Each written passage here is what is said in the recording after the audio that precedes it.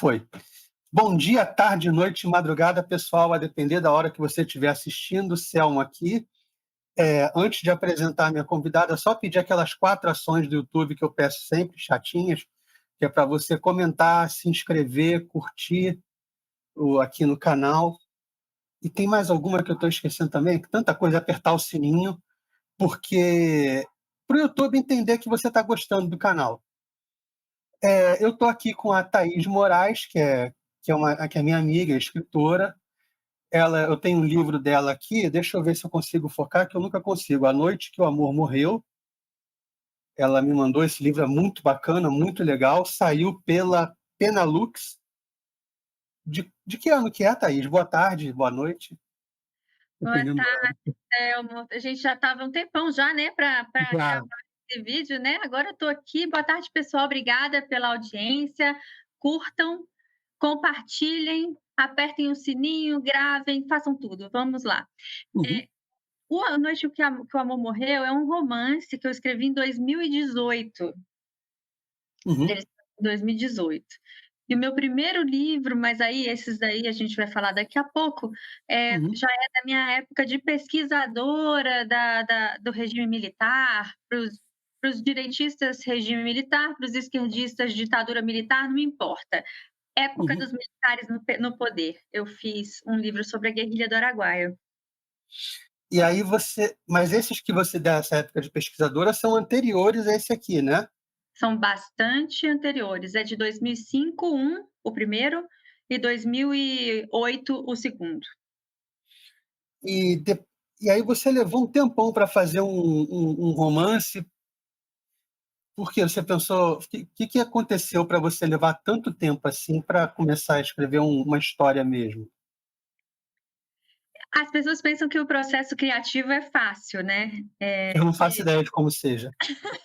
que você senta e escreve.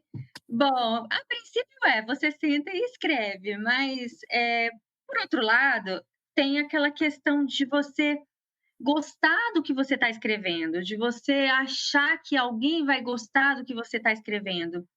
Então, A Noite que o Amor Morreu começou de um jeito, começou sendo uma história e acabou completamente diferente. E aí eu demorei mais ou menos uns, assim, se eu contar o tempo em que eu não mexi, em que eu fiquei muito ocupada com o trabalho e que eu não tinha tempo de sentar e escrever, eu demorei 7 anos para escrever esse livro. Mas na verdade, foram, assim, se eu falar, vamos falar do processo criativo em si e do tempo de escrita em si, demorou mais ou menos 1 ano e meio. Entendi. E você quis fazer a personagem do livro, a protagonista Angelina, ela de alguma forma se envolve com a questão do regime militar, da ditadura militar e tal. Ela vive nesse meio, né, nesse período, e você quis trazer uma coisa já das suas pesquisas e fazer um romance em cima do que você tinha pesquisado, ou foi uma coincidência? Como é que foi isso? Foi mais ou menos isso, Selma. Eu estava pensando numa história diferente, e aí, com a minha vivência em pesquisa e com muitas entrevistas que eu fiz, e etcétera, eu decidi envolver a minha personagem com um militar, o que era muito comum aqui em Brasília na época, né, porque, assim, existiam poucas pessoas morando aqui. Essa capital federal foi construída para morar 500 mil pessoas, né? Hoje a gente já tem quase 3 milhões de pessoas aqui. Então, naquele tempo era muito fácil você encontrar um militar, uma pessoa que estava dentro da universidade investigando, espionando, né, e se envolver com uma pessoa para ter informações privilegiadas, enfim, o que a gente chama de segredos de travesseiro. E aí eu decidi isso no meio do livro já, porque eu falei: preciso dar um quê de mistério, uma coisa diferente, né, nesse livro. Então, envolvi a minha personagem com um espião. E a questão da pesquisa é, todos os fatos que eu relato, assim, tipo, como se fosse, explodiu alguma coisa, ou houve uma prisão de tais e tais pessoas, elas realmente aconteceram, elas estão dentro do cronograma de pesquisa séria. O resto não, o resto é tudo invenção da minha cabeça. É um é isso que eu ia perguntar, ele é meio que um romance histórico, né, então, assim, tirando a Angelina e Leo, de repente, a família dela, o núcleo dela, os outros personagens que ela vai encontrando são todos reais, situações reais, né? Sim, a maior parte sim. A maior parte eram pessoas que eu troquei o nome, peguei algumas situações de militantes da esquerda e coloquei, aqui em Brasília, por exemplo, eles eram do Rio, né, na verdade, ou de São Paulo, mas aí eu coloquei aqui em Brasília, mas eles foram realmente, sofreram emboscada ou tiveram, né, foram perseguidos, fugiram num carro assim, assim, assado. Isso realmente aconteceu. Eu só transportei o Do fato cenário para de outro Brasília. isso. Entendi. E com tanta assim, indo para trás lá para os seus outros 2 livros, você acordou um belo dia e falou: "Ah, deixa eu ver esse negócio aqui do Araguaia, vamos pesquisar, vamos escrever sobre Araguaia. Tipo, tô sem fazer nada mesmo, vamos escrever aqui um tema polêmico que vão me perseguir e tal". Como é que foi essa decisão? Não, você sabe que eu não sei. Um dia eu tinha, sei lá, 16 para 17 anos, decidi que eu ia colecionar, não era nem pesquisar, eu ia colecionar, eh, matérias sobre a guerrilha do Araguaia, que eu tinha muito interesse naquilo, porque era um assunto muito tabu. Eu morava numa vila militar, onde falar Araguaia, se não fosse para pescar, era como se você estivesse falando um palavrão, né. Então falei: "Vou começar a juntar tudo que sair no jornal". Mas aí saiu uma matéria no Globo, em 96, mais ou menos, e depois não saiu mais nada. E eu comecei a ficar pensando assim: "Eu vou descobrir o que está acontecendo, eu vou descobrir o que está acontecendo". Então comecei a fazer alguns contatos com alguns conhecidos da gente, com conhecidos de conhecidos, e aí eu decidi que eu queria pesquisar aquilo. Uhum. E aí, um belo dia, alguém, né, que eu ainda não posso dizer o nome, a pessoa não morreu, me deu uma pasta igualzinha à que foi dada pro Amaury Ribeiro Júnior, do Globo, igualzinha. A diferença é que dentro tinha uns outros documentos que o Amaury não tinha recebido, algumas fotos que ele não tinha recebido, enfim. E aí eu comecei, né, a pedir para as pessoas que tivessem documentos se podia me emprestar, para eu dar uma olhada, não sei o quê. Então, num prazo de mais ou menos 7 anos, desde o primeiro momento da minha pesquisa até o final, né, até quando eu estava com o livro já quase no prelo, eu reuni 2.200 páginas de arquivos secretos e confidenciais das Forças Armadas. Hum. Caramba, é muita coisa. E É isso. isso se Deixa eu desdobrou em 2 livros. Se desdobrou em 2 livros. Aí eu vou pegar aqui, um eu já não tenho mais, porque todo mundo vinha aqui em casa e levava o Sem Vestígios. O outro é esse aqui, ó. Opa, pra cá. Operação Araguaia. É. Esse aqui é o livro que eu simplesmente coloquei os documentos militares aqui e tal, Uhum. fiz print de tudo, coloquei as fotos, fiz um super arquivo de fotos. Fui no Pará conhecer lá a base aérea dos militares em Belém, em Marabá. Eu andei bastante, andei a Amazônia inteira praticamente para conversar com as pessoas envolvidas na guerrilha do Araguaia. Mas mas já se falou tanto do Araguaia, mas por que esse livro aqui é o livro definitivo? Porque Hum. ele traz tanto documentos quanto histórias dos militares que foram mortos na guerrilha, dos militantes da esquerda, dos militares vivos. Então, a espinha dorsal do livro são documentos oficiais, mas o resto Ah, não, ainda tem mais um pessoal que ninguém tinha ouvido ainda, que eu resolvi ouvir, que eram os camponeses do Araguaia, que eram as pessoas que mais sofreram, na verdade, as pessoas que realmente tiveram suas casas queimadas, invadidas e, enfim, Pelos 2 lados? pelos 2 lados. Eram obrigados a ajudar tanto os militares quanto os guerrilheiros, enfim. E muitos muitos desapareceram junto com os militantes da esquerda, né, porque são 58 desaparecidos no Araguaia. São 60 eram 69 guerrilheiros, desses 69, 58 sumiram. Na verdade, Entendi. agora são 57. Encontraram um, mas não estava escondido na selva, estava enterrado no cemitério de Xambioá. Então, os 3 que foram identificados, os 3 estavam em cemitérios mesmo, Uhum. e o resto sumiu na selva. Porque, assim, numa guerra, se você mata alguém ou se você morre, ninguém vai te buscar. Você está numa Uhum. guerrilha. Então lá as pessoas não sabiam quan os militares, na verdade, tomaram uma grande surra na primeira campanha que eles fizeram na Amazônia, Uhum. porque eles não faziam a menor ideia de quantos militantes tinham, de quantos guerrilheiros estavam lá, e eles mandaram soldados do Rio de Janeiro, do DF, de Goiás para a Amazônia. Soldados não habituados com o calor, com a umidade, com a selva, com os mosquitos, sabe, com o rio, com as pessoas. Então, eles simplesmente ficaram estafados e quando encontravam um guerrilheiro, eles não prendiam e ainda não havia a ordem de matar, não, a ordem era prender. Então, 11 conseguiram ser presos, o resto foi morto mesmo. Mas aí entrou depois, nessa operação, depois de mais ou menos 7 meses de operações,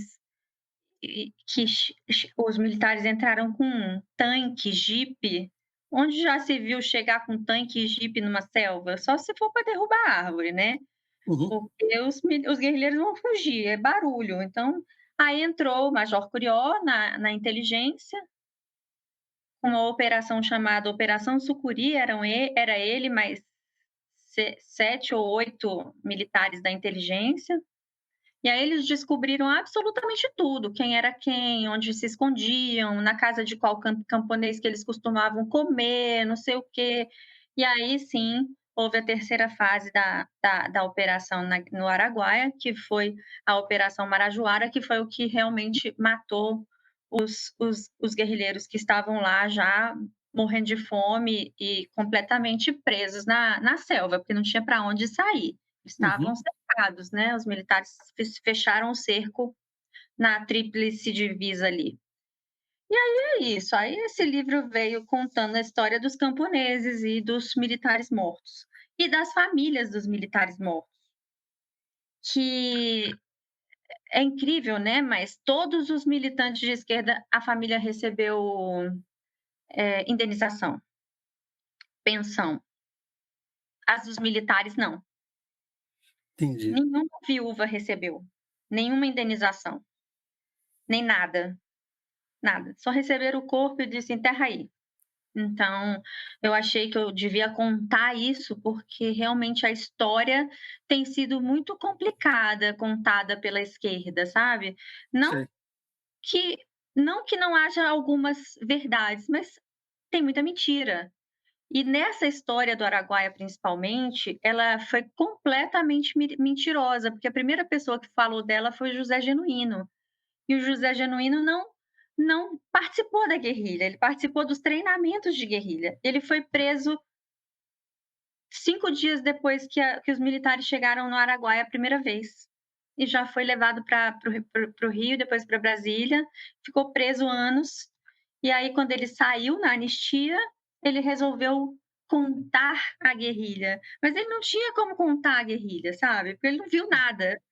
Ele, Entendi. sabe? Então é isso. Você, tendo acesso aos documentos, a tudo que você teve, Você teve uma visão diferente do que aconteceu? Você mudou a sua visão, falou: "Ah, não, então esse cara que eu sempre achei que era um herói é um bandido, o bandido é o herói", mudou alguma coisa assim para você? Não, não mudou não, mas eu acho que, por exemplo, eu achava, né, como eu fui criada por militares e o discurso da esquerda para adolescentes é bastante apaixonante, né. Não tem ninguém que nunca falou no mundo assim: "Ai, eu gosto do Marx". Todo mundo queria falar do Marx, mas ninguém nem conhece o Diabo do Homem. Mas tá, mas a esquerda aí eu entendi o seguinte, que a esquerda no Brasil, ela teve 2 momentos. O braço armado urbano era muito ruim, era bem malvado, nesse sentido que eu quero dizer, porque eles Uhum. queriam dinheiro para financiar as suas guerrilhas. Mas o dinheiro era dinheiro a qualquer custo. Não era dinheiro de gente rica, não era dinheiro de pessoas que queriam, ajudar na causa deles. Era dinheiro até do mercadinho da esquina que mal sobrevive. E eles explodiam todo mundo, matavam e etcétera, etcétera, não queriam nem saber. Mas o braço armado rural, que é a minha especialidade, guerrilha rural, era ingênuo. Eles queriam seguir os passos de Mao Tse Tung, sair do interior para as capitais e ir montando um braço de guerrilha grande, as pessoas se juntando ao movimento. Mas no Brasil isso nunca ia acontecer, nunca. Nunca uma pessoa ia sair do seu conforto para pegar numa arma e seguir aqueles malucos. Segundo, eh você vai para o Araguaia, na tríplice divisa, que é Maranhão, norte antigo norte de Goiás, hoje Tocantins, e Pará, não tinha ninguém lá, só tinha poceiro, grileiro, essas pessoas. Os poceiros queriam só ter a sua terra, plantar uma coisinha para comer, pegar o seu peixe, sobreviver. Aí, pessoa que mal sabe ler, mal sabe escrever, não sabia nem falar guerrilha, não sabia nem o que que era uma guerrilha, ia seguir atrás dos malucos da esquerda com arma na mão para depor o governo? Não, então ela era ingênua. Então Entendi. não. Você falando desse braço rural, do jeito que você descreveu, o que me vem na cabeça é a coluna Prestes, que vai passando por cidades do interior, né, conforme eu aprendi na escola, vai passando por cidades do interior tentando angariar pessoas. E aquela jornalista Eliane Brum, parece que ela escreveu justamente sobre a coluna Prestes e que a memória, eu não li o livro dela ainda, eu quero ler, a memória das pessoas que tiveram contato com a coluna, as pessoas que moravam nas áreas, não é boa. Parece que, eu não sei se você sabe alguma coisa disso, mas parece que não são boas lembranças que eles guardam da passagem da coluna. Não, a coluna Prestes é uma coisa que eu nunca me atentei nos detalhes e nem sim, nunca procurei, na verdade, porque eu sempre achei o Prestes um cara, sei lá, como que eu vou te dizer? Eh, Ser inescrupuloso, sem Uhum. escrúpulo. Então, desde que eu me entendo por gente, ele vem tentando tirar o poder, ele entregou a esposa dele para Gestapo, entendeu? Então, para mim, o Prestes era um cara que eu nunca me interessei pela história dele. Entendi. Mas e até porque ele era alinhado com as coisas da União Soviética, e o braço Sim, rural era da Albânia. Era bem diferente. entendi. E mas o negócio do rural tinha outro braço aqui em Goiás, que era do Zé Porfírio, que era a Liga dos Camponeses, a Liga Camponesa, que mas ali eles conseguiram montar uma cidade livre, que ninguém interferia, governo nem nada, eles eram autossustentáveis, era uma comunidade socialista dentro, né, de um país. E aí daqui a pouco, claro, Zé Porfírio foi morto, essas coisas, né. Mas nenhum braço rural aqui foi para frente, a não Essa ser esse. Liga Camponesa não era do Francisco Julião, aqui, em Goiás? E o Zé Venda também, o Francisco Julião, ele era o chefão, né, mas o Zé Uhum, Porfírio depois saiu de lá e foi pra sim. guerrilha rural, Ah, tá, daqui do Goiás sempre, mas aí depois ele sumiu, ele desapareceu na rodoviária aqui. entendi. Você e assim, você fez um trabalho de pesquisa, em primeiro lugar, de pesquisa, escreveu 2 livros, né, te rendeu 2 livros sérios sobre a guerrilha do Araguaia e depois, em determinado momento, você: "Ah, agora eu vou para a literatura, eu sou uma". Como é o que te motivou a se aventurar, vamos chamar assim, nessa parte de literatura de agora eu vou contar uma história do jeito que eu quero contar, vou contar uma história ficcional. Eu acho que era muito sabe, um uma tentativa de criar alguma coisa que era só meu, de fazer uma história inventada e escrever um livro que não fosse sério. Porque como pesquisadora, eu saí dessa linha de pesquisa, porque eu fiquei muito decepcionada com o país. Eu fiquei muito decepcionada com o brasileiro em si. E muito Uhum. decepcionada com a pesquisa, né, aqui no Brasil, porque você não tem condições de pesquisar nada, você não consegue dinheiro, você não consegue acesso, você não consegue, nada, informações, nada, nada, nada, nada. É tudo muito Há pouco complicado. tempo teve uma, não sei se você ficou sabendo, a Comissão da Verdade. Sim. Essa Comissão da Verdade teve braços em todas as capitais, quase todos os lugares, todas as universidades tiveram Comissão da Verdade. E a Comissão da Verdade Federal, instituída pelo Ministério da Justiça, dos Direitos Humanos e Justiça, né, que naquela época era junto, custou bilhões de reais para o Brasil, para o brasileiro. Eles pegaram os relatórios que a gente tem, principalmente os meus, que eu doei todos para o Arquivo Nacional, e fizeram cópias mal feitas no final dos 4 anos de existência da Comissão da Verdade, e fizeram uma coisa porca. Inclusive, a Comissão da Verdade era para abordar a época do Getúlio também, porque teve muito É mais ditadura. desaparecidos que durante o regime militar, muito mais. Era uma ditadura muito mais feroz, e ninguém fala nisso. Só que o que aconteceu? Um jornalista em si pegou os documentos que o povo deu para a Comissão da Verdade, escreveu um livro particular dele.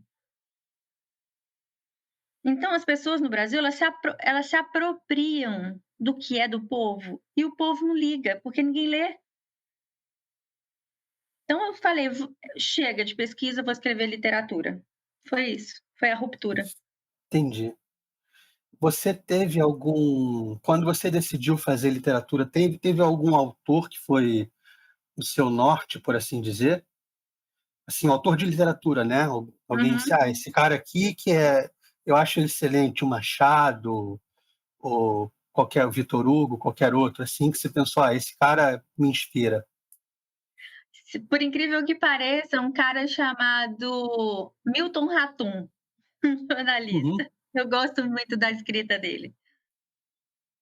Mas ele é analista, mas ele tem ficção? É um autor que eu ignoro, sinceramente. Eu não Não, conheço o Milton ainda. Ratum é jornalista, ele escreve romances. Ele Uhum. escreve romance. Quer ver? Eu tenho um aqui que se chama A Noite da Espera, que é da Companhia das Letras, esse. Ah, tá.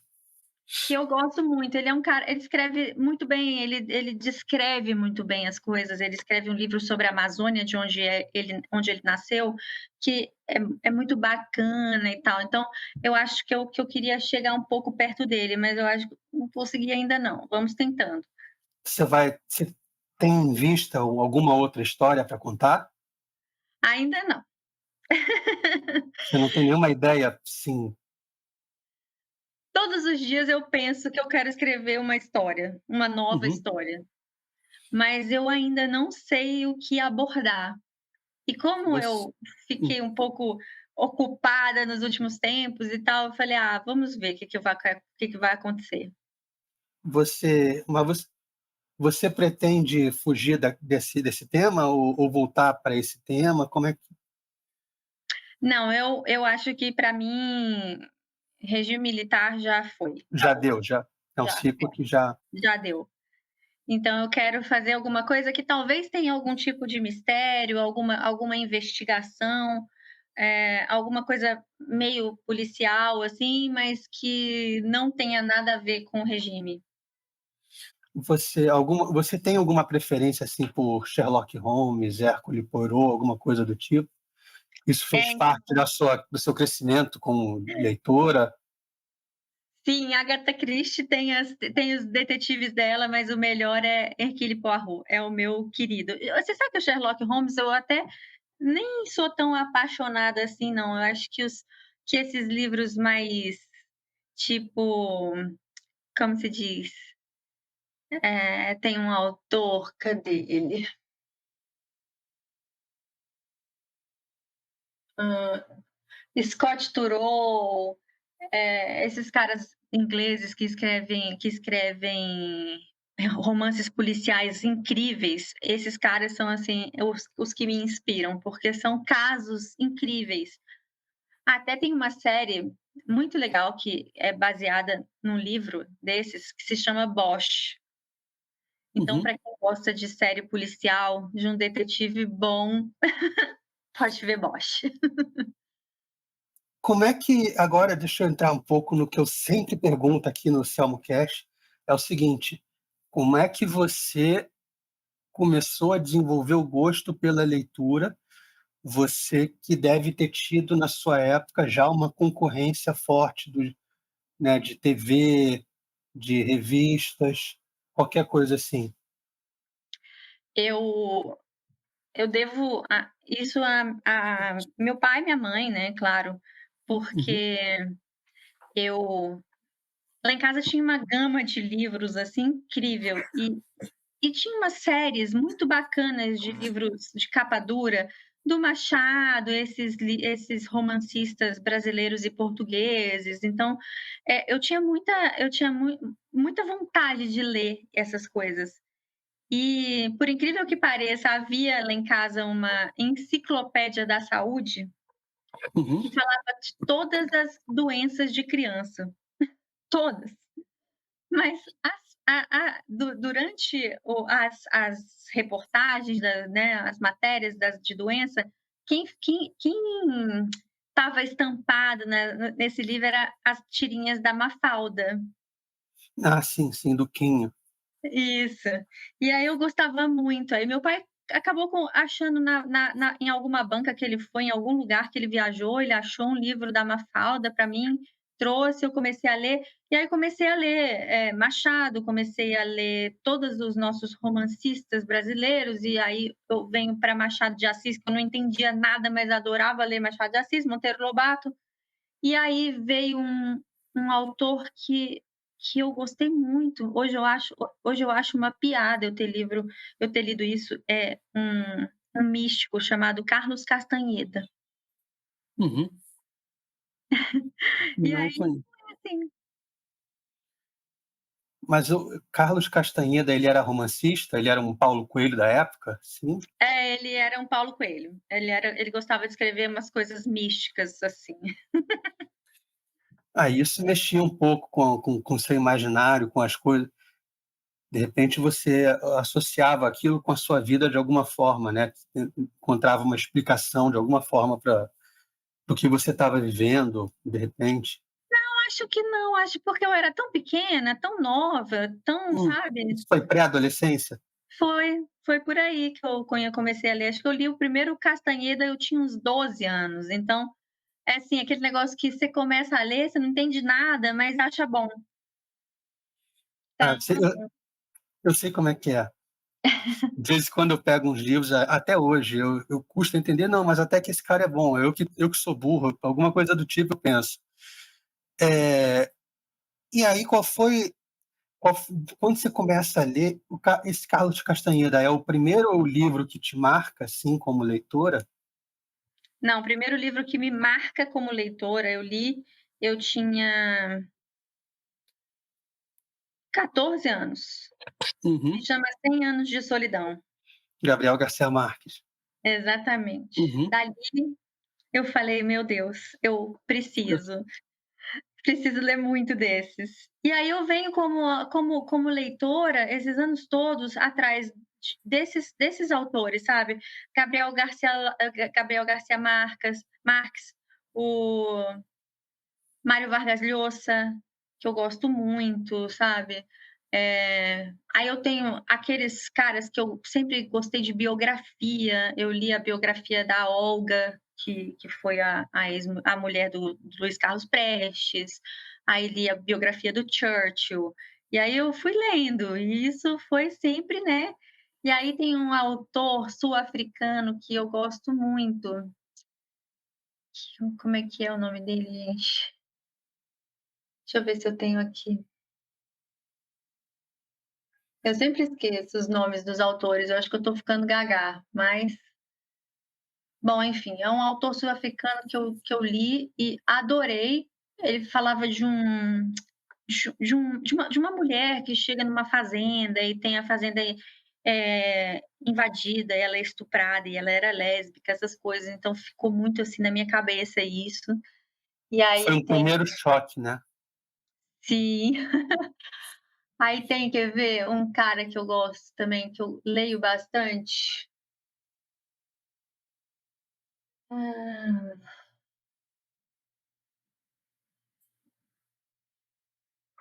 Ismail Cadaré, já ouviu falar dele? Não, mas eu ainda estou engatinhando nesse universo, então, de repente, pode ser por isso. Ismail Cadaré. O Jantar Errado. Esse autor é um autor albanês. Uhum.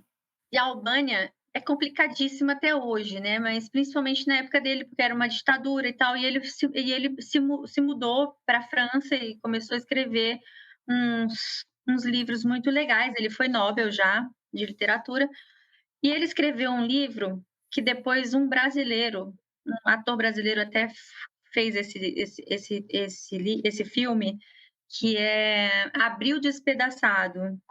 Foi Já ouvi falar. do Santoro. Então, que era uma coisa que tinha nas montanhas albanesas, que eram umas brigas de família, e que se um mata se alguém entrasse nas suas terras, você tinha que cuidar dessa pessoa até ela atravessar as suas terras. E se Uhum. alguém morresse nas suas terras, a família iria matar um dos seus. Então, Abril Despedaçado é bastante é essa história. Então eu fiquei muito impressionada. Então eu li, eu tinha uns 20 anos, mais ou menos. E aí eu fiquei com isso. Então eu tenho os meus autores prediletos, Dostoiévski, que é um cara que eu leio muito, e enfim, a gente tem nossa, é um universo, né. É, são tantas pessoas, eu estou agora nos Miseráveis, mas é uma coisa assim, para onde você corre tem alguma coisa para você ler, para você descobrir. É uma vida nova que a gente vive a cada livro, né? Sim, sem dúvida. E qual personagem, primeiro não, mas qual personagem você viu num livro e pensou como sendo um ideal para você, de comportamento, de modelo, de eu quero trazer alguma coisa desse cara ou dessa mulher para minha vida. Tem um livro do Gabriel Garcia Marques, que é Crônicas de uma Morte Anunciada. Uhum. E eu gostaria muito, muito de ter sido essa pessoa que escreveu isso. Então acho que o Gabriel Garcia Marques, criou esse personagem, esse jornalista que narrou a morte de uma pessoa, eh, como se todo mundo já fosse acontecer mesmo. Então Uhum. a inveja da minha vida é essa. Entendi. O que eu li de morte assim anunciada é do Tolstói, né? Do Ivan Ilitch. Não sei se você já leu esse. Não, eu É. do Tolstói só li Guerra e Paz. Não tenho Só. paciência para ele. Evanillion eu achei legal. Eu preciso ler Guerra e Paz, que é um livro complicadinho, mas eu preciso ler. E mas eu vou procurar a Crônica de uma Morte Anunciada também. É que esse aqui tem muita dívida, né? Então, mas eu vou procurar. Crônica de uma Morte Anunciada é um livro pequenininho, é tipo esse, menor que esse aqui do Ismael. Então você lê super rápido. Eu Num agora dia, né? tô numa briga, numa luta com a biografia do Lenin, Ah, que eu eu quero ler. comprei há muitos anos, mas Uhum, eu nunca tive coragem de ler, porque é muito grande. E aí entendi. toda vez que eu vou ler, eu tenho que ficar segurando aquele livro enorme. É, para isso eu uso o Kindle, por mais que eu gosto de livro físico, eu gosto do papel e tal, mas para isso eu uso o Kindle, que você leva milhares de livros para qualquer lugar, né? Sim, sem dúvida. Eu li Guerra e Paz assim, no Kindle, senão não ia ler, porque ele tem 1.600 páginas, uma coisa assim. É esse agora, Os Miseráveis, tem umas 500, eu estou lendo ali, então fica fininho, a gente só vê a porcentagem avançando, então Sim, é mais tranquilo. O Kindle é uma coisa que faz parte do seu cotidiano? faz sim, faz parte. Quando eu quero ler um livro rápido ou quando eu quero carregar esse livro, é o Kindle que me ajuda, porque você imagina, se carregar 3, 4 livros numa bolsa, não dá, né. Não dá, o Kindle veio para facilitar bastante. Muita gente ainda fala: "Ah, não, mas eu gosto do cheiro do livro e tal". Eu falo: "Cara, eu também gosto, acho legalzinho, mas não dá, né, não é prático". Não. Você pode ter uma uma biblioteca no seu bolso, uma Saraiva dentro do seu bolso, em vez de, né. E e aí, então, o personagem que você vê como ideal é esse do Gabriel Garcia Marques, que narra A Morte Anunciada. Exatamente. É uma crônica perfeita, sabe? Um Uhum. jornalista que escreve uma crônica perfeita é essa.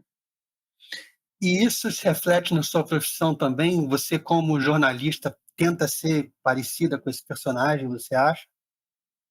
Eu acho que sim. Embora a gente sempre cometa erros, eu gostaria de escrever o texto perfeito. Só que, de vez em quando, dá uma deslizada, né, claro.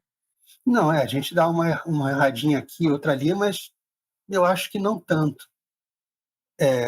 Do que eu vi você fazendo, do que eu acompanhava, eu não via muita coisa assim. Eu achava bem bom. Naquele período era direto aos fatos, eu achava bem legal. Então, mas enfim, agora eu sei que você tem um espelho na literatura que te orienta, né, uma bússola, assim. Isso é muito bacana. E que mais que eu tinha uma outra coisa para perguntar para você sobre literatura. Eu sempre pergunto o personagem modelo das pessoas, o livro que marcou, e como é que você fez essa transição da literatura, né, do romance e tal, você: "Ok, agora eu vou pegar um livro sério que não é de literatura, eu vou pegar um livro mais, sei lá, de filosofia ou de política, vamos ver o que que esse cara aqui está falando do governo". Isso foi um passo natural para você ou você teve uma certa dificuldade? Como é que foi isso?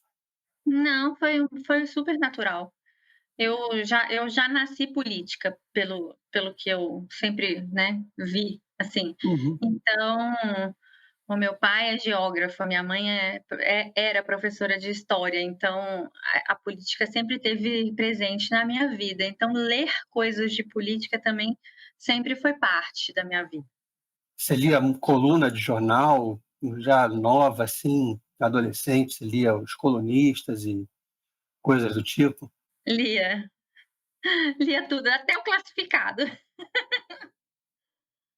E aí você, nesse meio, foi isso que moldou você para ser jornalista, esse interesse pela política, esse interesse pelas colunas, por tudo? Foi isso que te moldou isso aqui é tão legal que eu quero escrever aqui também"? Não, na verdade não. Na verdade, eu queria muito ser cientista política, Hum, mas eu tive filho muito cedo e, enfim, depois veio a segunda, 7 anos depois veio a segunda, eu ainda não tinha conseguido, fazer a faculdade, porque precisava trabalhar, essas coisas. E aí um dia eu falei: "Mas eu vou entrar na faculdade, porque se eu for presa, eu quero pelo menos uma cela diferente das outras". Então, procurei um curso para mim. uhum. Ciências políticas não era uma que tinha na Universidade Estácio de Sá, no Rio, que eu queria, e enfim, eu falei: "Ah, bora para o jornalismo, é isso". E aí Você pronto. morou aqui? Eu morei 7 anos no Rio de Janeiro. Ah, entendi. Até onde eu sei, você nasceu e cresceu, em Brasília, não? Sim. E aos 16 anos eu mudei para o Rio, Uhum. aos 18 eu voltei para Brasília, depois eu fui para o Rio de novo em 97 e voltei em 2001. Pronto, foram 6 anos no total, no Rio. Os meus 2 meninos nasceram aí. Mas tão logo você pôde, saiu daqui, né? Tão logo, sim. Tive Tendo uma oportunidade, eu voltei pra cá, mas era só por causa da minha mãe, porque eu odeio Brasília, juro pra você. Ah, é? Eu achava que você tivesse ficado com raiva da gente aqui.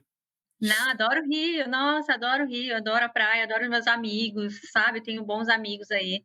Mas, foi uma coisa, assim, de vida mesmo, eu tinha que vir e minha mãe estava aqui, eu precisava do apoio da minha mãe em determinado momento e aí, enfim, voltei para cá. E aí aqui as coisas fluíram, né, porque aí eu já estava, cursando jornalismo, já fui trabalhar em ministério, já fui para assessoria de imprensa e ali eu fiquei.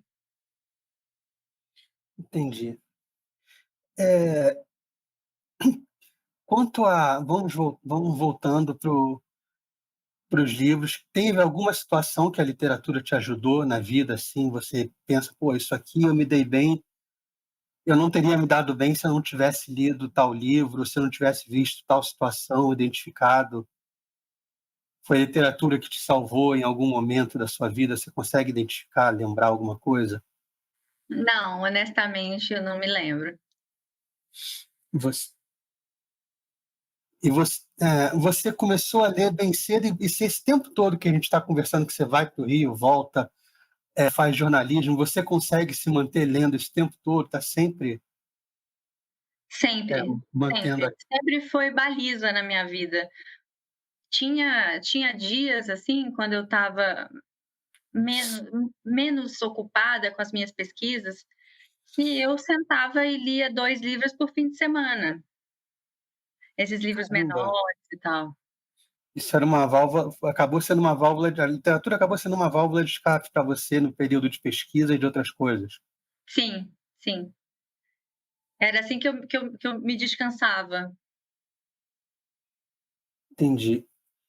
E o autor que você mais te impressionou, mais te pegou até hoje, você sabe me dizer, foi o Gabriel Garcia Marques?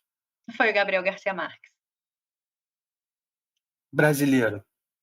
Não, colombiano. Não, não, eu sei, mas Ah, brasileiro, qual foi? brasileiro. Aqui, brasileiro, deixa eu ver, o Milton Atum. Milton Ratum? Mais do que Machado ou Zé de Alencar ou qualquer outro. Ah, eu acho que sim, porque a gente vê, eles são romancistas de outra época, né, eles fizeram diferença na minha vida, principalmente no meu vocabulário, mas é uma literatura mais difícil, né, se você for pensar bem, se você for pra mim, né, no meu caso, um autor que fala a minha língua me atrai mais do que um autor que não fala a minha língua, mesmo sendo português brasileiro, né. Mas Uhum. naquele tempo eles falavam muito diferente, os costumes eram diferentes, por isso Sim, se chama completamente. Era romance outro, de costumes. Sim, outro planeta praticamente, né. O sim. cara falava "dous", coisas assim, então não parece de onde é que esse cara tá, né, tipo, a gente olha para o livro do Machado, pô, isso aqui é o Rio?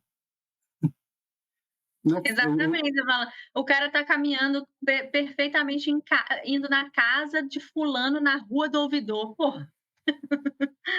Na Rua do Ouvidor não tem a casa de ninguém, né, e não tem mais a casa de ninguém, não tem?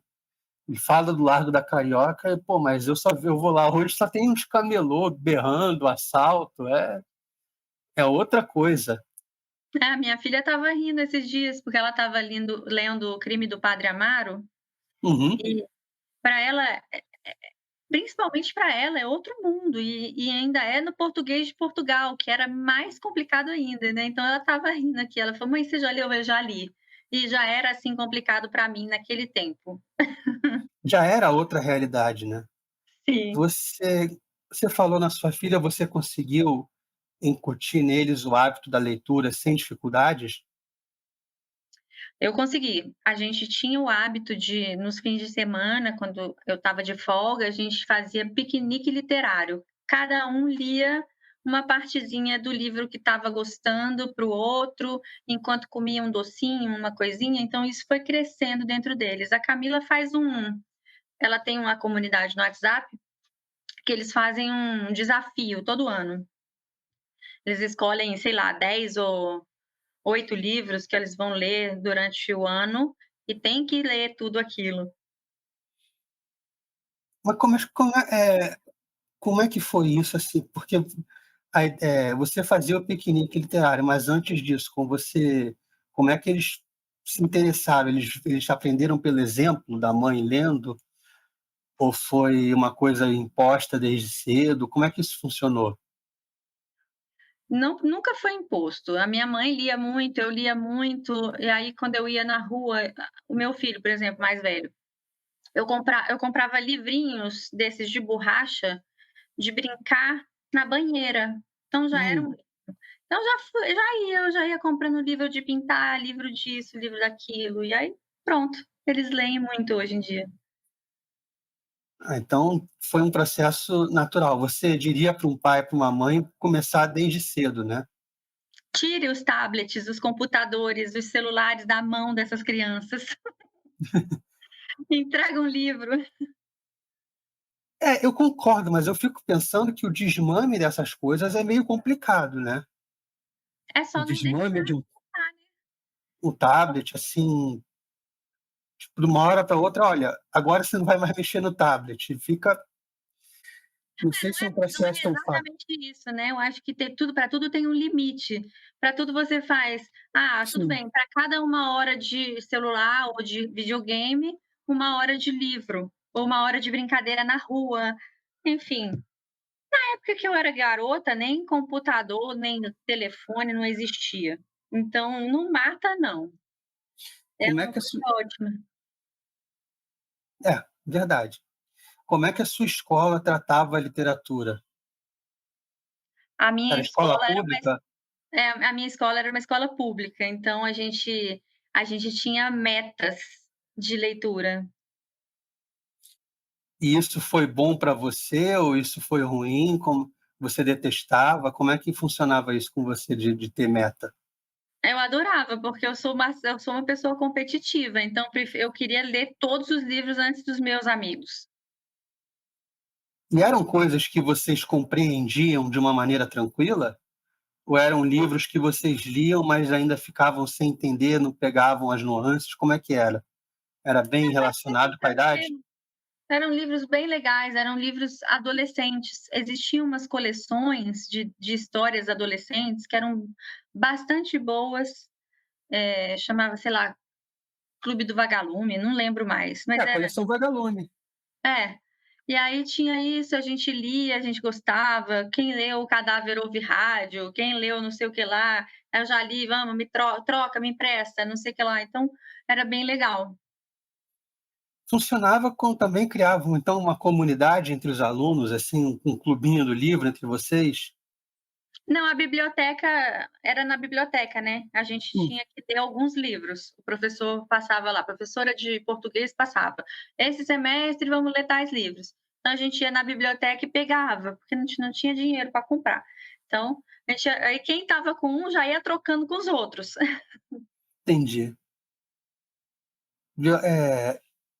E você era de frequen além da isso é a biblioteca da escola que você está falando agora, mas Você também era de procurar coisas em biblioteca pública, assim, de procurar livro, de ler, de frequentar?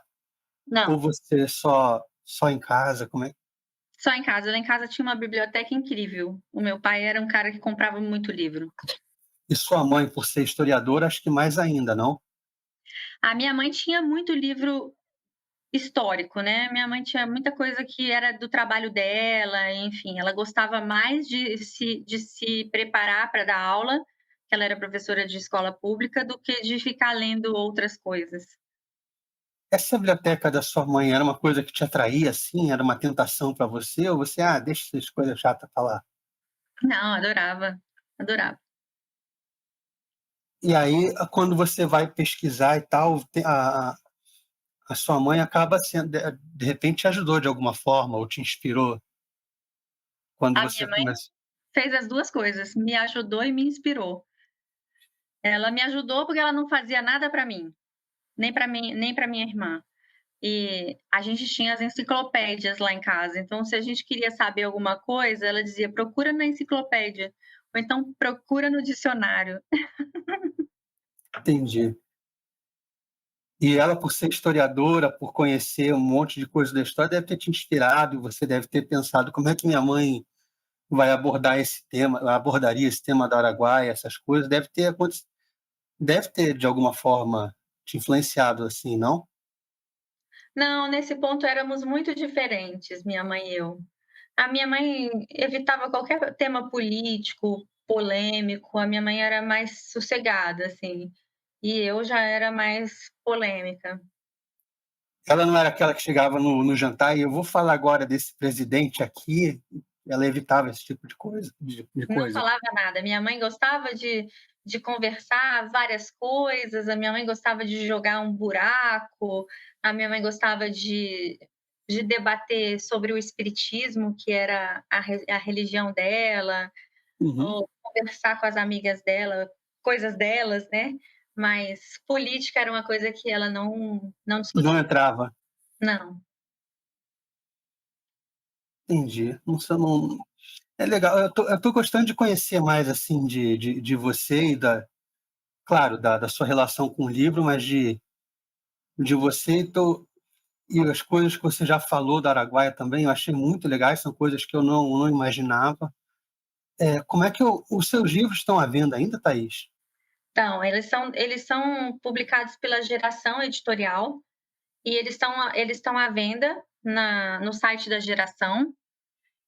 E agora, a gente tardiamente, mas nunca é tarde, né, para as coisas, a gente está montando o e-book do Araguaia, e assim que o e-book da Araguaia ficar pronto, a gente vai montar o e-book do Sem Vestígios. E-book é uma coisa difícil de transferir do papel para o eletrônico, é difícil de fazer isso? É um outro arquivo, né, tem que passar tudo, tem que, né, montar com as fotos direitinho e tal, aí Não é é só, entre legal. aspas, escanear. Não, não, eu acho que o web, né, que o designer gráfico tem que fazer um outro designer. Eu realmente não entendo a técnica do e-book. Ah, Eu eu não conheço facilito toda nada. a feitura dos meus livros, mas o digital não. Porque é um processo que eu gostaria de conhecer, de saber como funciona, eu não faço ideia de como seja. É, eu Eh, também não. de repente eu imaginei que eles pegassem, de repente, sei lá, os seus originais e escaneassem tudo e tá pronto. Não precisa escanear, né, porque já tem Não um sei. arquivo lá Ah, já tem. já tem um arquivo e pronto, acho que só precisa realmente refazer esse arquivo para algum outro modelo, não sei como é que funciona. Tem previsão para ficar disponível em formato digital? Eu acho que mais 10 dias, pelo que a editora me falou. É Geração, os 2 primeiros, Penalux, essa você a Geração, ela não trabalha com romance, você quis tentar outra editora para lançar o terceiro livro, que Não, eu quis tentar outra editora.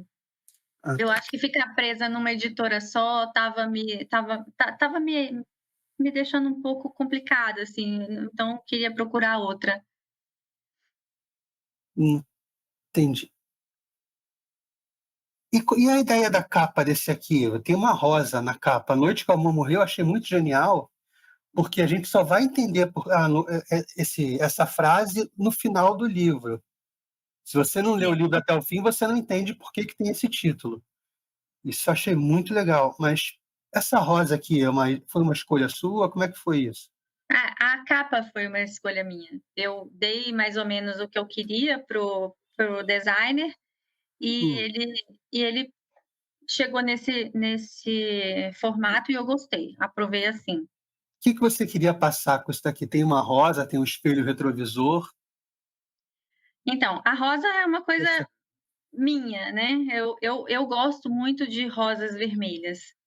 Uhum. E o espelho retrovisor é exatamente você tem toda uma perspectiva de futuro, mas você fica olhando para o passado. Como a protagonista, né? Uhum. Que ela vai até o fim pensando, No passado. sofrendo. E será que isso é um problema das pessoas que passaram por essa experiência ou por outras experiências traumáticas do tipo, ok, isso foi horrível na minha vida, isso aconteceu, é horrível, é injustificável, mas eu não posso ficar preso a isso. Eu tenho que viver o futuro, construir também o futuro a partir daqui. Será que falta isso para pessoas que viveram experiências como a da ditadura ou como de outros eventos mais traumáticos? Será que foi que você estava pensando nisso? Eu acho que mais as questões de coração são as questões que prendem as pessoas no passado. Quando você tem ou quando você tem alguma coisa mal resolvida dentro de você. E aí você tende a olhar para o passado para tentar resgatar o que você não conseguiu naquele passado. Mas, enfim, eu acho que a gente tem todo um futuro e se você olhar para o passado, vai ser só pelo retrovisor, só. Sua Não tem como perspectiva está você na frente. voltar e mudar, por mais que Não, você queira. exato. O que está feito, está feito. E isso ficou de mensagem principal, então seria na capa do livro. Sim. Agora que eu entendi, eu achei legal. Um romance de Thaís Moraes, escritora premiada com Jabuti de melhor livro-reportagem, que foi o Sem Vestígios. Não, que foi o Operação Araguaia. A Operação Ah, tá. O Sem O Vestígios é Sem anterior. Vestígios foi finalista do prêmio Jabuti, mas a gente não ganhou porque a gente inscreveu ele na categoria errada. Ah, é? Você botou, Uhum. qual devia ter sido a categoria e qual você votou? Devia ter sido, eh, ou colocado na parte de romance, ou colocado em alguma outra, tipo, não reportagem nunca, porque ele não é uma reportagem. Podia ser, romance histórico ou qualquer coisa assim, mas em reportagem ele não podia ter entrado. Operação Araguaia não podia ter entrado em. Não, o Sem Vestígios. Ah, tá. O Operação Araguaia ganhou em reportagem, Tá. primeiro lugar, mas o Sem Vestígios ficou finalista em reportagem, mas não ganhou por causa disso, porque ele estava inscrito errado. Eu usei fonte em off para usar para falar ele. Deixa eu te fazer uma pergunta. A gente está num momento, por mais que eu não goste de abordar muitos temas cotidianos, a gente está num momento de que está se debatendo uma questão de fontes aqui no Brasil, né? Recentemente teve um episódio envolvendo fonte. Existe alguma fonte que não é admissível que você use em jornalismo? Tipo, esse cara aqui jamais poderia ser fonte de um jornalista. Existe isso? A pessoa que não tem credibilidade. Se ela é uma mentirosa convicta, você não pode usar como fonte. É tão, Mas, só, é tão somente esse o critério? em geral, sim, porque você checa o fato. A pessoa é uma fonte, mas você tem que checar o fato que ela falou. Então, se a pessoa falou, não necessariamente eu vou usar. Eu vou checar o que ele me disse antes. E não só com uma pessoa, 2. Entendi. Porque, do que eu estou entendendo agora, um dos problemas que a gente está vendo, né, nesse caso recente, é que parece que o que há de errado é quem foi escolhida para ser a fonte, ou quem foi escolhido. Né? Do que eu entendo, do meu entendimento foi, você violou uma, né, o jornalista, você violou uma prerrogativa, você cruzou um limite ao pegar essa pessoa como fonte para suas informações, que seria uma espionagem da pessoa que, né, da outra pessoa lá, da autoridade que essa pessoa trabalha. É isso que está me parecendo. Não sei se foi Não, isso que te pareceu. não creio. Realmente não creio, não. Acho que as pessoas podem usar bastante tudo que elas quiserem, qualquer motivo ou qualquer Uhum, argumento, mas daí ela desqualificar a fonte, falar que a fonte não é fonte, que a fonte mentiu, que a fonte isso, que a fonte aquilo, não, tem que ou explica por quê, se uhum. foi realmente espionagem, mas se foi espionagem, ela podia ter usado essa pessoa. A pessoa que quis falar com ela, o jornalista não tem nada a ver com isso. A única Deixa eu... coisa é, o hum, jornalista deveria usar a fonte off. Entendi. Deixa eu fazer uma pergunta. De vez em quando aparecem jornalistas, né, quando algum comediante faz uma piada e tal, aparece um jornalista querendo discutir os limites do humor o tempo todo. E o jornalismo não tem limites? Qual é o limite do jornalismo? Todo mundo tem que ter limite. Existe Hum, aquela coisa do o seu direito termina quando começa o meu. uhum, Então, o jornalista abusivo, o jornalismo abusivo, ele tá errado, assim como o comediante abusivo. Eu acho hum, que hoje em dia as pessoas, elas se excedem, tanto no jornalismo quanto em qualquer lugar. Redes sociais, comediantes, celebridades, todo mundo agora virou celebridade.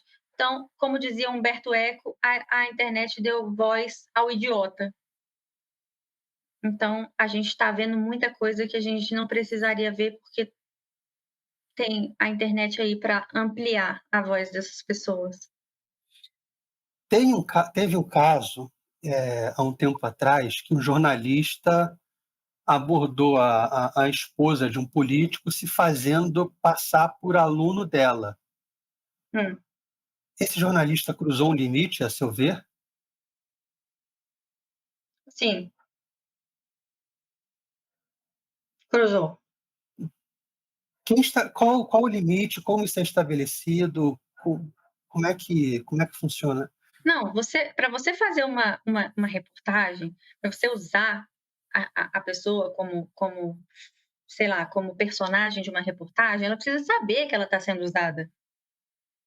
Uhum, O cara precisa chegar para ela e se identificar como jornalista. "Olha, eu sou jornalista, eu quero falar com você sobre isso, isso e isso". Se ela falar não, é não. Então se ele chegou para ela e se identificou como outra pessoa, ele é um canalha, ele não é jornalista. entendi. Porque até onde eu estou vendo, hoje em dia, parece que eu vejo gente falando disso como se ele estivesse agindo de uma forma legítima. É liberdade de imprensa, ele pode fazer isso, porque ele tem liberdade de imprensa, tem um dever com a informação e tal. Então, se dessa forma ele arrancasse uma informação dessa pessoa, seria válido.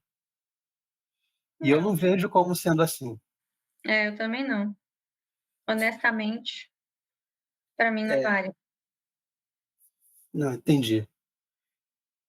E quando você faz a... Eu não fiz faculdade de jornalismo. Quando você faz a faculdade de jornalismo, esse limite ele é bem explícito, ele é bem traçado pelos professores, pela ética jornalística. Como é que é isso? Sim, completamente. Tudo muito bem dito, escrito e existe a ética, existe você estuda ética, você estuda manual de como escrever as coisas, sabe. Então, eu acho que os jornalistas que hoje em dia se metem nessas roubadas, é porque são definitivamente sem caráter. Você tem que ser Você... jornalista de verdade e não sem caráter. Uhum. Existe um código de ética jornalística que vocês já aprendem desde a faculdade, não é? Sim, E se eu violo esse código, como é que é dada a sanção? Quem é que tem o poder de punir você, de tirar o seu registro, no caso de uma violação? Como é que o jornalista pode ser efetivamente punido por fazer algo que ele não devia? Só pela justiça. Não tem ninguém que tire registro de jornalista hoje em dia. Você pode ser demitido do lugar que você está, mas Uhum. fora isso, nada pode acontecer. Aliás, hoje em dia qualquer pessoa pode ser jornalista porque não tem mais a obrigatoriedade de diploma. Você viu esse fim da obrigatoriedade como uma coisa ruim ou como uma coisa boa? Completamente absurda. Uhum. Como é que você vai colocar uma pessoa que não está preparada nem para fazer uma matéria? É isso que a gente está vendo, é um monte de gente despreparado, escrevendo mal, escrevendo errado, fazendo matéria sensacionalista, sabe? A imprensa no Brasil acabou. Só existe a imprensa enviesada para um lado e para o outro. Não tem mais o jornalismo isento, sério. É, eu vejo alguns apresentadores de programas, que dão notícias mais policialescas, digamos assim. Eles eram, na infância, eles eram moleques que ficavam na beira do campo de futebol, transmitindo para a rádio, e assim foram crescendo dentro do meio das telecomunicações, do rádio. Hoje estão aí apresentando, e são chamados de jornalistas, são apresentadores de notícias, que são chamados de jornalistas. Isso não é uma coisa ruim, não devia ter uma regularização maior em cima disso? Ué, mas é como eu te disse, né, essas pessoas antigamente não tinha obrigatoriedade do diploma, agora tem aí depois teve obrigatoriedade do diploma, depois caiu a obrigatoriedade do diploma, todo mundo De virou novo, de novo, entendi. Isso aí é complicado. É uma das coisas que eu queria saber de você, dessa sua visão de jornalismo, do que pode efetivamente acontecer com um jornalista ruim, porque a gente está vendo muito. E assim, não é muito jornalista porque ele apoia o presidente ou porque ele só critica o presidente. É porque ele é ruim, independente do que ele esteja, de que lado ele esteja, o cara, eu vejo que o cara é ruim. Pior que às vezes eu vejo que o cara ele é mal intencionado. Eu vejo que o cara mente. Hoje em dia a gente tem até checadores de fatos, e de vez em quando eu vejo checador de fatos se contradizendo. No minuto ele fala, a Thaís fez isso, no outro minuto ele fala, a Thaís não fez isso. Eu fico, é meu irmão, complicado, é porque a checagem de fatos é uma coisa bastante complicada, e se a pessoa que não está na agência de checagem tiver um compromisso com isso, a checagem não vai ser feita. Ou se uma agência de checagem faz a checagem de um jeito, a de outro faz de outro, pode acontecer de não serem iguais. Então, precisa. Tem 1 milhão de itens que você tem que seguir para verificação de fatos. Então, é bastante complicado, porque muita gente coloca as notícias verdadeiras, né, as notícias por aí, mas muita gente divulga boato, mentira. Então, até você conseguir chegar em quem foi que começou a mentira para você saber que se é ou não verdade, aí você já perdeu um tempão. E aí essa mentira já se disseminou de uma maneira absurda. é por isso que hoje, eu não sei se você age assim, se você pensa assim, mas hoje eu prefiro chegar o mais perto possível da fonte primária. Então, assim, o político falou tal coisa, eu vou lá, cadê o vídeo desse político falando? Aonde ele falou? Qual foi o contexto? Eu já não acredito mais nem no que chama de grande mídia, mas também não fico dando razão para qualquer um que esteja contra, entre aspas, a grande mídia. Está cada vez mais complicado. Então, eu busco sempre o que é mais primário. Não sei se é assim que você busca suas notícias também. Em geral, sim. Em geral, eu vejo o que está acontecendo e depois eu dou uma checada nos perfis ou, enfim, nos sites oficiais. Mas a comunicação hoje em dia está muito conturbada, então é preciso ter muito cuidado, Principalmente por causa dessa coisa de monetização, nã nã porque todo mundo quer ganhar dinheiro na internet, todo mundo quer ser comentarista, todo mundo quer dar opinião. Eu quero ganhar dinheiro na internet. Estou tentando. Pois é. Então tá, preciso ir lá fazer meu Tá bom, Thaís. matéria. Então eu vou te liberar, que eu também estou te perturbando, mas obrigado mesmo. Esse aqui é o seu livro, A Noite que o Amor Morreu.